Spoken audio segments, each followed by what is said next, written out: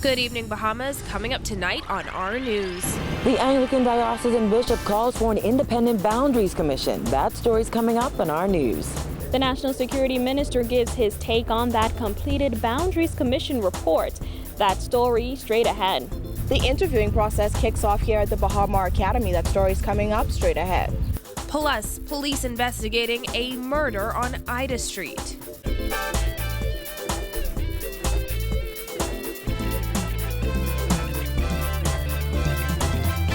Welcome to our news and thanks for joining us. I'm Christina McNeil. Topping news tonight, the Anglican Diocesan Bishop has renewed calls for an independent boundaries commission, asserting that successive governments continue to use their majority influence over the commission in an attempt to cling to power.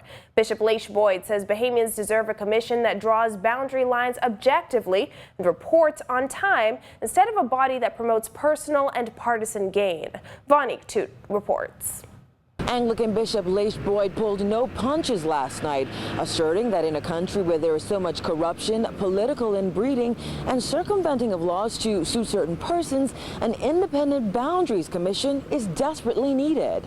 Speaking at the 114th session of the Anglican Diocesan Synod, the Anglican bishop accused successive boundaries commissions of chopping here and adding there for personal and partisan gain, instead of drawing boundary lines to reflect the shifting populations. I wish to renew my call for an independent boundaries commission. Successive governments continue to use their majority influence over the boundaries exercise as a way of attaining political advantage. That's my observation. Chop here, add there, to make sure that everything works out. Boundaries commission work should be based on numbers, demographics, geography, and not political whim. Boyd's comments came as the Boundaries Commission completed its pasture report and submitted it to the Governor General last night. That's why he says the country needs a commission that draws boundary lines objectively and reports on time. He said a prime minister once told him that he wanted an independent Boundaries Commission, but members of parliament were strongly against it. I cannot say that I'm surprised if it can be used for personal and partisan gain. I'm not surprised at all. We know what's happening around here. But we need an independent body, especially in a country where there is so much familiarity, inbreeding, corruption, and circumventing of laws and procedures when it suits us. Prime Minister Perry Christie, Deputy Prime Minister Philip Davis, Opposition Leader Loretta Butler Turner, and F&M Leader Dr. Hubert Minnis attended last night's service held at Christ Church Cathedral. As the 2017 general election approaches, the Anglican bishop also used the opportunity to call for a campaign finance reform, asserting that political parties should be held accountable for what they collect and how much they spend. The opposition and the governing party need to say where their money has come from. This is foreign to some of us, and it may even be offensive to some of us. But it is standard practice in well-run democracies worldwide. It also keeps everyone honest and encourages campaigns and countries to be run on issues rather than on special interests and self-preservation. And as the country approaches silly season, Boyd said there is no place in society for the character assassination that has characterized Bahamian politics over the years. Persons who stand for public office must examine very closely what their motives are. Real, honest contemplation on why you are offering yourself and what you really have to offer. We need more statespersons in public office and fewer political animals. Boyd said while these are his personal views, they are also the views of many Bahamians who know what time it is and want better for their country. Reporting for our news, I'm Vonique Toot. Meanwhile, Minister of National Security Dr. Bernard Nottage is defending the delay in the Boundaries Commission report, insisting that despite being more than 2 months overdue, it was done right. Nottage, who was speaking outside cabinet today, says now that the report is complete, he suspects voter registration numbers will increase. Jasmine Brown reports. Nottage says with the Boundaries Commission report complete, he believes once it's tabled and debated in the House of Assembly, those voter registration numbers will climb. Speaker of the House of Assembly Dr. Kendall Major revealed on Monday that the Boundaries Commission has reached a consensus and signed off on the report. But some, including former Prime Minister Hubert Ingraham, have criticized the lateness of the report, with Ingraham indicating it's not the first time this has happened under a Christie-led government.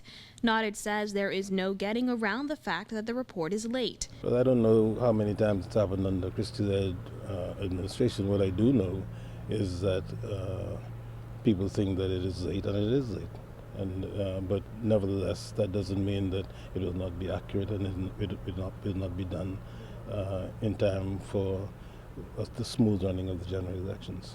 Nottage also responded to calls by some for the Boundaries Commission to be made up of an independent body, saying his position on the matter has not changed. I have a very well-known position on these matters. However, whether you want independent, what are so-called independent people on the commission, I think would add something to the commission. As for those voter registration numbers that have been dismally low, Nottage says he is encouraged by the recent uptick in registration. As of Monday, it stood at around 96,000. The data shows that we have some 96, 97,000 people on the register, but I'm told by the workers at the parliamentary registration department that there are a significant number that have not been input, where the data has not been input. So they think that now they probably have more than 100,000 people registered. Reporting for our News, I'm Jasmine Brown. Well, opposition leader Loretta Butler Turner is renewing a call for an independent Boundaries Commission, echoing the views of Anglican Bishop Laish Boyd. In an interview with our News, Butler Turner says the delays in the Boundaries Commission report only cause her to question the PLP government's true objectives. Despite the way that the government goes about this, despite opposition forces having a say, the government will have its way. It will draw its lines, but at the end of the day, the Bahamian people will have the final say, and it is their minds that we're battling for, not the lines that the government puts forth. And I believe that the minds of the Bahamian people is resolute in one thing, and that is the PLP must be put out of office. Butler Turner says the delay in producing the report only serves to create mayhem and confusion on Election Day. The longer the government of the day takes to deliver a concise boundary report, the longer it takes for the Parliamentary Registration Department to get their work completed. And I can merely say that, you know, this has been a trademark of the Christie-led administration always being late. Before the Boundaries Commission reported on its progress, leaks to the media revealed the commission was in talks to create 3 additional seats. Now, as the report has made its way to the Governor General, House Speaker Dr. Kendall Major confirmed that 1 additional seat will be added on New Providence. The opposition leader says Bahamians must be concerned about what the PLP is trying to accomplish by adding a constituency at this late stage. I think that the PLP realizes they're in a very bad place. The fact that there's been huge apathy with voter registration clearly demonstrates that they do not have any statistical data upon which to base the enlargement of the parliamentary seats. If there was a robust registration where they can clearly demonstrate that there is an increase in individuals in particular areas, then I could see them justifying adding seats. While changes are anticipated on the major islands of New Providence and Grand Bahama, Butler Turner says she does not foresee significant changes in many Family Island constituencies. But as the country creeps closer to Election Day, she says there is one thing Bahamian voters should keep in mind. Governments tend to do what is expedient to retain their own power, and there is not the feeling of justice and fairness prevailing. She adds that the PLP government's ultimate objective is to hold on to its current power, but the Bahamian people must realize the power they hold is greater than any administration. In other news, in light of growing skepticism over how government spent revenue from value-added tax, Anglican Diocesan Bishop Leish Boyd says Bahamians deserve answers, not catchphrases and sound bites. He was referring to the controversial speech made by Minister of State for Finance Michael Halkitis at the PLP convention on where the VAT money went. Boyd says while taxes are necessary, government needs to more effectively report to taxpayers. Many more people would be less hostile to paying taxes if there could be more and continued reporting. If people could be more convinced at what the money is being spent on, there needs to be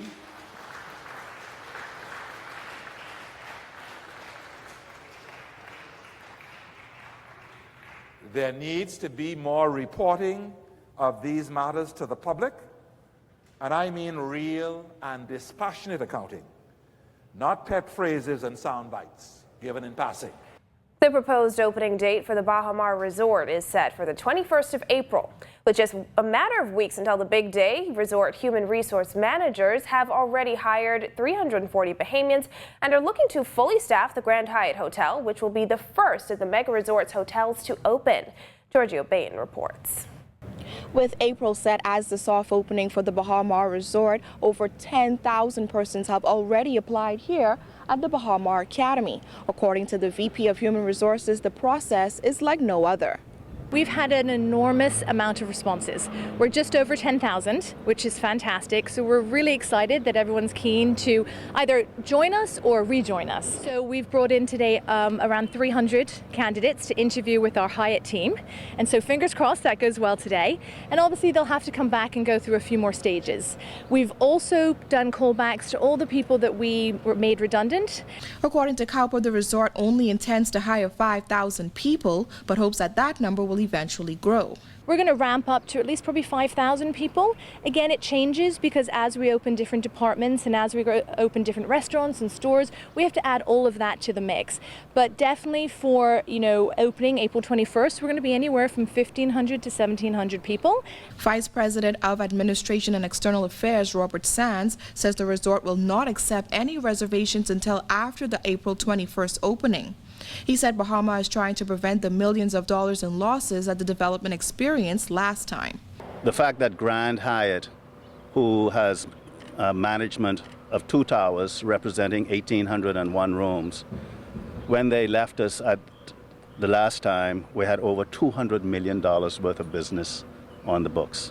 Sands said Baha Mar is receiving all the necessary support needed to meet the April 21st opening date. The government regulators are engaged with us in the moment in advancing the hotel licensing arrangements, and we are very satisfied that that process has begun to put us in a position to be able to open on the 21st of April. We are also very satisfied with the advancements of work done by China State Construction. And we are also gracious to the fact that the bank continues to support us and the government of the Bahamas in every special way. Reporting for our news, I'm Giorgio Bain. Well, Minister of State for Investments Kayla's role is defending the use of Chinese workers who are being brought in to help construct the $200 million Point development. Government tabled the heads of agreement for the massive development, revealing it would be granting between 400 and 500 work permits for foreign labor and requiring 70% Bahamian labor on the project. Roll says he sees nothing wrong with that ratio. There's a ratio of 70-30, which is different than any other heads of agreement that allow Chinese workers in the country. The actual number, we gave approximately what those numbers would be. The heads of agreement does, however, call for parties through mutual agreements to vary their employment ratio if it becomes necessary for earlier completion. Roll says the Christie administration does not plan on compromising when it comes to those work permits. Still to come on our news, a man shot and killed on Ida Street, plus security officers robbed at C.C. Sweeting School. That's coming up when our news returns.